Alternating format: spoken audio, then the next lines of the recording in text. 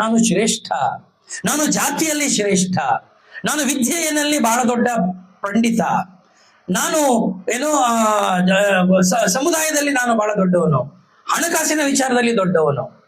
ಇದು ದೊಡ್ಡವರು, ಶ್ರೇಷ್ಠರು, ಅಥವಾ ನಾನು ಶುದ್ಧ ನೀವು ಅಶುದ್ಧ ಅನ್ನುವ ಈ ಕಲ್ಪನೆ ಇದೆಯಲ್ಲ, ಆ ಕಲ್ಪನೆಯೇ ನಮ್ಮನ್ನ ಇವತ್ತರೆಗೂ ಹಾಳು ಮಾಡಿರ್ತಕ್ಕಂಥದ್ದು. ಹೆಂಗೆ ನೀವು ಶುದ್ಧರಾಗ್ತೀರಿ, ಹೆಂಗೆ ನಾನು ಅಶುದ್ಧರಾಗ್ತೀನಿ? ಮೇಲ್ನೋಟಕ್ಕೆ ಮಾತ್ರ ನಾವು ಹಾಕೊಳ್ಳೋ ಬಟ್ಟೆಯಿಂದ, ಅಥವಾ ನಾವು ಆಡ್ತಕ್ಕಂಥ ಮಾತಿನಿಂದ, ಅಥವಾ ನಮ್ಮ ಮೇಲ್ನೋಟದ ಈ ಸೌಂದರ್ಯದಿಂದ ನಾವೆಲ್ಲ ಶುದ್ಧರ, ಅಥವಾ ಆಂತರಿಕವಾಗಿ ಅಂತರಂಗದಲ್ಲಿ ನಾವು ಶುದ್ಧರ? ಮೊದಲು ನಾವು ಶುದ್ಧರಾಗಿರ್ಬೇಕಾಗಿದ್ದು ನಮ್ಮ ಮನಸ್ಸಿನಲ್ಲಿ, ಹೃದಯದಲ್ಲಿ, ಆತ್ಮದಲ್ಲಲ್ವಾ? ನಮ್ಮ ಮನಸ್ಸು, ಹೃದಯ, ಆತ್ಮ ಶುದ್ಧವಾಗಿಲ್ಲ ಅಂದ ಮೇಲೆ ನಾವು ಮಾಡಿದೆಲ್ಲವೂ ಕೂಡ ಒಳನಲ್ಲಿ ಹುಣಸೆ ಹಣ್ಣು ತೇದಾಗಲ್ವಾ? ಎಲ್ಲವೂ ವ್ಯರ್ಥವೇ. ಈ ವ್ಯರ್ಥ ಆಗ್ತಾ ಇರೋದನ್ನ ಅರ್ಥ ಮಾಡ್ಕೊಳಕ್ಕಾಗ್ದಿರೋ ನಾವು ನೀವು ಈ ಮತಿಭ್ರಮಣೆಗೆ ಒಳಗಾಗಿದ್ದೇವೆ. ಅದನ್ನ ವ್ಯಸನ ಅಂತ ಕರೀತಾರೆ, ಅಡಿಕ್ಷನ್ ಅಂತ ಕರೀತಾರೆ. ಶ್ರೇಷ್ಠತೆಯ ವ್ಯಸನ. ನಾನು ಉತ್ತಮ, ಅತ್ಯುತ್ತಮ, ನೀವು ಮಾತ್ರ ಉತ್ತಮರಲ್ಲ. ಯಾರು ಹೇಳಿದ್ದು? ಅದಕ್ಕೆ ಮಾನದಂಡ ಏನು? ಯಾವ ಮಾನದಂಡದ ಆಧಾರದ ಮೇಲೆ ನಾನು ಶ್ರೇಷ್ಠನಾಗಿದ್ದೇನೆ? ಯಾವ ಮಾನದಂಡದ ಆಧಾರದ ಮೇಲೆ ನೀವೆಲ್ಲರೂ ಕನಿಷ್ಠರಾಗಿದ್ದೀರಿ? ಇದು ವೈಯಕ್ತಿಕವಾಗಿ ಅಥವಾ ಸ್ವಾರ್ಥ ದೃಷ್ಟಿಯಿಂದ ನಾನು ಮಾಡಿಕೊಂಡಿರ್ತಕ್ಕಂಥ ಒಂದು ವ್ಯವಸ್ಥೆ.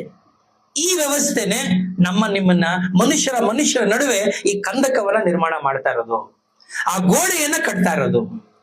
ಆ ಗೋಡೆಯನ್ನ ಭೇದಿಸಿ, ಆ ಗೋಡೆಯನ್ನ ಒಡೆದು ಮುಂದೆ ಹೋಗಿ ನೀವು ಅಲ್ಲಿ ಮತ್ತೊಂದು ಗೋಡೆಯನ್ನು ನಿರ್ಮಾಣ ಮಾಡಬೇಕು. ಅದು ಪ್ರೀತಿಯ, ನಂಬಿಕೆಯ ಗೋಡೆ ಆಗಿರಬೇಕು. ಇವತ್ತು ಆ ಪ್ರೀತಿಯ, ನಂಬಿಕೆಯ ಗೋಡೆ ಇಲ್ದಿರೋದ್ರಿಂದಾನೇ ಸಮಾಜದಲ್ಲಿ ಇವತ್ತಿಗೂ ಕೂಡ ಅಸಮಾನತೆ ಇದೆ. ಅದಕ್ಕಿಂತ ಹೆಚ್ಚಾಗಿ ಅಲ್ಲಿ ಸಂಶಯ ಇದೆ, ನಂಬಿಕೆ ಇಲ್ಲ. ಮನುಷ್ಯರಲ್ಲಿ ಒಬ್ಬರ ನಡುವೆ ಅಲ್ಲಿ ಎಲ್ಲೋ ಒಂದು ಕಡೆ ನಿಮ್ಮನ್ನ ನಾನು ನಂಬಬಹುದಾ ಅನ್ನುವ ಆ ಶಂಕೆ ಇದೆಯಲ್ಲ, ಆ ಶಂಕೆ ಬಹಳ ದೊಡ್ಡ ಕೆಲಸ ಮಾಡ್ತಾ ಇದೆ. ನಾನು ಕಳೆದ ಸಾರಿ ಮಾತಾಡ್ತಾ ನಿಮ್ಗೆ ಹೇಳ್ತಾ ಇದ್ದೆ, ಕಳೆದ ವಾರ ನಾವು ಕ್ಯಾಸಂಬಳ್ಳಿಯಲ್ಲಿ ಮಾತಾಡ್ತಾ, ಈ ಜಾತಿ ಅನ್ನೋದು ಹೆಂಗಾಗೋಗಿದೆ ಇವತ್ತು, it has become a psychological problem ಅಂತ ನಮ್ಮ ಎಲ್ರಿಗೂ ಗೊತ್ತು. ಈ ನೇರವಾಗಿ ನಮ್ಮ ಎದುರುಗಡೆ ಶತ್ರು ಬಂದ್ರೆ ನಾವು ಯುದ್ಧ ಮಾಡಬಹುದು. ಶತ್ರು ಯಾರು, ಅವನ ಶಕ್ತಿ ಏನು, ಸಾಮರ್ಥ್ಯ ಏನು ಅಂತ ಗೊತ್ತಾಗುತ್ತೆ. ಅದಕ್ಕೆ ತಕ್ಕನಾಗಿ ನಾನು ಪ್ರತಿಯಾದಂತ ತಂತ್ರಗಳನ್ನ ಹೂಡಬಹುದು, ಅವನ ವಿರುದ್ಧವಾಗಿ ನಾನು ಯುದ್ಧವನ್ನ ಮಾಡಬಹುದು. ಅಂದ್ರೆ ನನಗೆ ಶತ್ರು ಕಾಣ್ತಾ ಇದ್ದಾನೆ, ಆ ಶತ್ರುವಿನ ಶಕ್ತಿ ಗೊತ್ತಿದೆ, ಸಾಮರ್ಥ್ಯ ಗೊತ್ತಿದೆ.